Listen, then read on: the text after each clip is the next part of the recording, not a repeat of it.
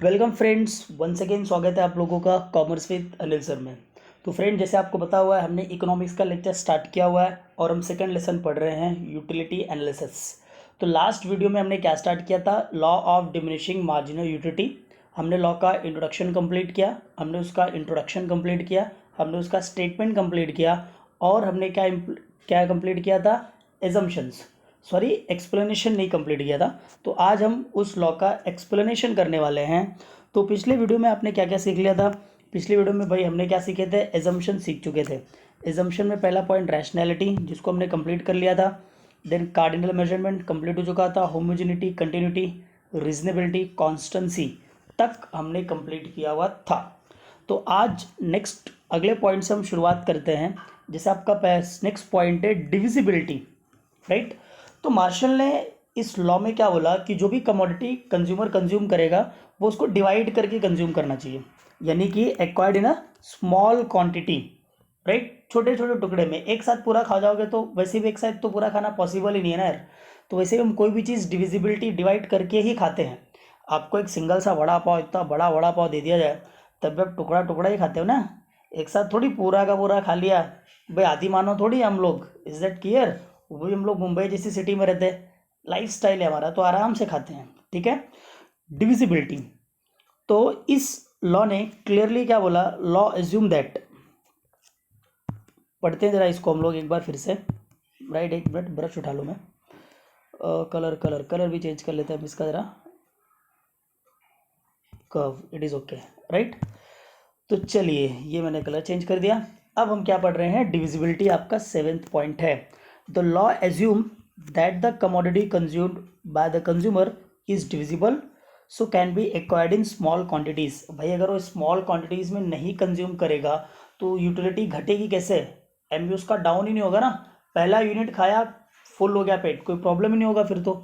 आप चपाती खाते हो, खाना खाते हो तो तोड़ तोड़ के खाते हो ना, टुकड़ा टुकड़ा, कि थोड़ा पूरा थाली मिला और पूरा का पूरा अंदर, ऐसा नहीं होता है।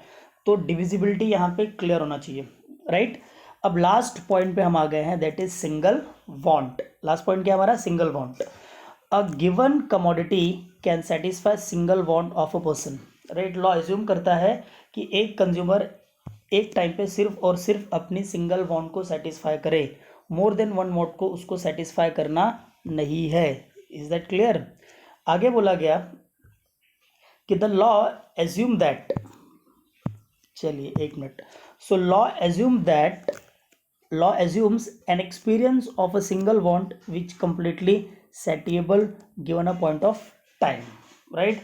अब यहाँ पे सेटिएबल का मतलब क्या होता है? समाधान, राइट। तो एट ए टाइम उसको सेटिस्फैक्शन जो मिलना चाहिए, राइट, सेटिस्फैक्शन वो एक कमोडिटी से मिलना चाहिए, क्योंकि वो अलग अलग तरह से कमोडिटीज कंज्यूम करेगा तो उसकी यूटिलिटी कम ज़्यादा होने के चांसेस हो जाते हैं। तो is that clear? I hope आपको ये पॉइंट क्लियर हुआ रहेगा।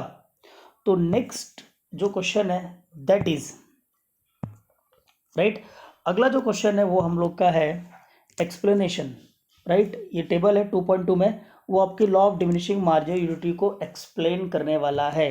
तो आइए टेबल को देख लेते हैं। अब देखिए, ये है हमारा मार्जिनल यूटिलिटी शेड्यूल। अब इसमें सिर्फ एग्जांपल, सपोज कोई कमोडिटी है एक्स जिसको आप कंज्यूम कर रहे हो, ठीक है। जब आपने पहला यूनिट कंज्यूम किया तो आपको एमयू कितना मिला? 10 यूनिट। आपने जब सेकंड कंप्लीट किया तो आपको एमयू कितना मिला? 8 हो गया। थर्ड पे कितना हो गया? 6। फोर पे कितना? 4। 5 पे कितना? 2। 6 पे कितना? 0। और 7 पे कितना? -2। तो यह याद आ रहा है आपको? लॉ ऑफ डिम्यू, ये इसमें फिक्स बैठता है।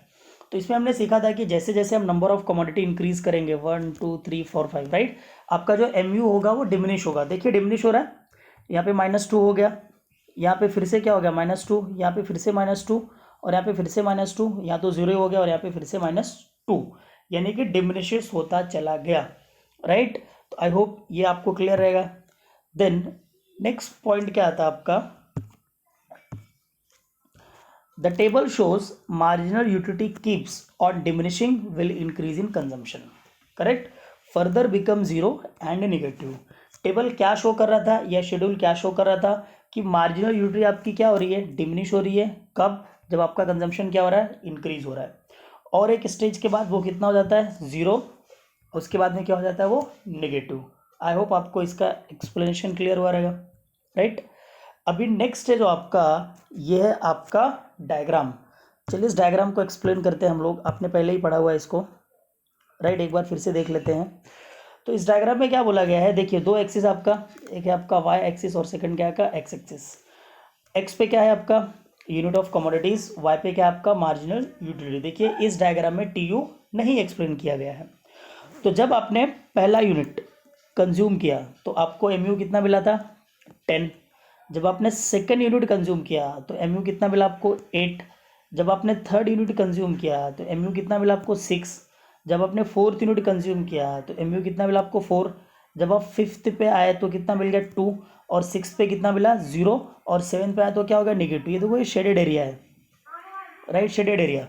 अब हम इमेजिन करते हैं वही चपाती वाला एग्जांपल कि हमने पहला चपाती खाया तो 10, सेकंड पे 8, थर्ड पे 6, चार पे 4, पाँचवें पे 2, छठे पे बोला नो मम्मी बस अब कोई रोटी नहीं चाहिए। तो इस पे आपको यूटी कितनी मिली 0।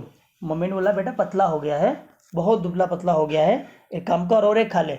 और आपको क्या मिला उससे डिस यूटिलिटी या फिर डिससेटिस्फैक्शन, वो किस पे मिलेगा आपको 7th यूनिट पे। आई होप ये डायग्राम आपको समझा रहेगा। अगर आपको थोड़ा भी डाउट है तो आप मेरे टेलीग्राम चैनल पे मैसेज कर सकते हैं या तो फिर कमेंट सेक्शन में कमेंट कर सकते हैं। चलिए अगले पॉइंट पे हम लोग तरफ जाते हैं, that is explanation of the diagram. इस डायग्राम को ज़रा हम एक्सप्लेन करते हैं। देखिए बड़ा आसान होता है डायग्राम को एक्सप्लेन करना, क्योंकि जो आपको दिखाई दे रहा है आप एक्सप्लेन कर दो। तो the above diagram unit of commodity x and are unit of commodity of x are measured on x axis, marginal utility is on y axis, right। तो आपको यूनिट ऑफ कमोडिटी किस पे दिया है x पे, और mu किस पे दिया है y पे। Various points of mu are plotted, मतलब जोड़ा गया, right, and graph as per the given schedule when locus of the all point is joined mu curve is derived, right. अब देख सकते हैं इस डायग्राम में क्या हुआ है, ये देख सकते हैं आप, राइट। ये सारे के सारे क्या थे आपके पॉइंट थे ना, यहाँ पे 8 पे 6 पे इस पे इस पे इस पे। जब आपने इसको ज्वाइंट कर दिया, राइट, तो आपको एक कर्व मिला। इसको हम क्या बोलते हैं मार्जिनल यूटिलिटी कर्व, राइट। और ये कैसा होता है, it is downward sloping curve, ये आपको याद रखना है, it is downward sloping curve. Reason ऊपर से नीचे की तरफ आ रहा है, राइट, इसको हम क्या बोलते हैं downward sloping curve. Is it clear, I hope समझ में आ रहेगा। तो हम जरा एक्सप्लेनेशन को देख लेते हैं क्या क्या बोला गया है। तो हमने क्या देखा कि एक्स कमोडिटी किस पे मेजर कर रहे हैं हम लोग एक्स एस पी पे, और एम यू किस पे दर्शा रहे हैं हम लोग वाई एक्सिस पे, राइट। जब पॉइंट है एम यू के ग्राफ पे जो दिया है शेड्यूल पे, जब उसको हम ज्वाइंट कर देते हैं तो एम यू कर्व मिलती है, that is marginal utility curve. अब एम यू कर्व कैसे स्लोप करती है downward from left to right, so that M U goes on diminishes, क्योंकि एम यू डिमिनिश हो रहा है every successive increase in the consumption of the commodity. यानी जैसे जैसे हम कमोडिटी को कंज्यूम कर रहे हैं हमारा जो एम यू है वो क्या हो रहा है डिमिनिश होता जा रहा है। आई होप ये पॉइंट आपको क्लियर हो गया रहेगा, राइट, अंडरस्टैंड। तो फिर से वही चीज़ है। अब आगे क्या बोला गया है सेम पॉइंट से, क्लियर। तो यहाँ पे आज का टॉपिक हमारा ख़त्म होता है, ठीक है। बस एक्सप्लेनेशन तक ही हम पढ़ने वाले हैं। इसके बाद हमारा बचा क्या रह जाएगा, इस चैप्टर में यार 2-3 क्वेश्चन और बचे रह गए हैं। जैसे कि इसके बाद का नेक्स्ट क्वेश्चन है एक्सेप्शन ऑफ द लॉ, उसके बाद में आपका इंपॉर्टेंस ऑफ द लॉ। इस लॉ के क्रिटिसिज्म हम नहीं करने वाले हैं, और law of equi marginal utility भी इस चैप्टर में आपको नहीं पढ़ाऊंगा, वो एकदम लास्ट में पढ़ेंगे which is less important. Is it clear, I hope आपको ये लेक्चर समझ में आ रहेगा, ठीक है। तो आप क्या करिए चैनल को सब्सक्राइब करिए और ज़्यादा से ज़्यादा लोगों तक शेयर करिए गाइज, ताकि व्यू ज़्यादा आए। मैं चाहता हूँ ये वीडियोस ज़्यादा से ज़्यादा स्टूडेंट्स देखें और घर पे बैठ के पढ़ाई करें और अपने टाइम को यूटिलाइज़ कर पाए। मैं आपको साथ हूँ, आपका क्या करना है सिर्फ और सिर्फ को ज़्यादा से ज़्यादा दोस्तों तक शेयर करते रहिए ताकि व्यू ज़्यादा आए। Is it clear. और आपकी कोई सजेशन रहे रिगार्डिंग द वीडियो तो प्लीज़ आप मुझे बताइएगा। अगर कोई इन सब चीज़ों में एक्सपर्ट है, टेक्निकल चीज़ों में एक्सपर्ट है, और उसकी कोई सजेशन हो कि इस इस वीडियो को और इम्प्रूवमेंट कैसे करेंगे, तो वो मुझे मैसेज कर सकता है। आई होप ये लेक्चर आपको समझ में आया रहेगा। तब के लिए थैंक यू, बाय बाय।